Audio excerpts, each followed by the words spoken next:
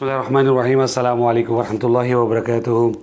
जी नाज़रीन, मैं पिछली वीडियो में भी एक दफ़ा आपको बता चुका था कि जब भी कोशिश करें अज़ान हो रही हो तो ख़ामोशी इख्तियार करें, ख़ामोश रहे। हर कोई दूसरा बोल रहा है उससे भी कहे कि ज़रा अज़ान ख़त्म हो जाए फिर बात कर लेंगे।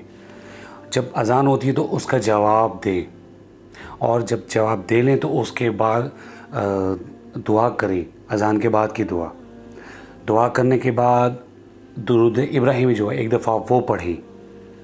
क्योंकि देखिए होते क्या है, जब अज़ान होती है तो शैतान जो है दौड़ लगा देता है, दूर भाग जाता है, कोशिश करते हैं उसके कान में अज़ान की आवाज़ ना जाए, इतना दूर भाग जाता है।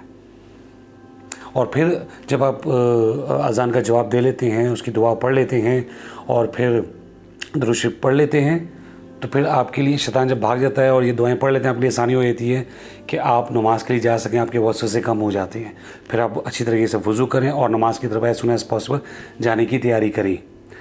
तो फिर उसके बाद दोबारा शैतान वापस आ जाता है नमाज में, नमाजियों के दरमियान में वसवसे डालने शुरू कर देता है। लेकिन हमें जो तरीका बताया गया, हमें कम से कम उस सुन्नत पर तो अमल करें हम लोग।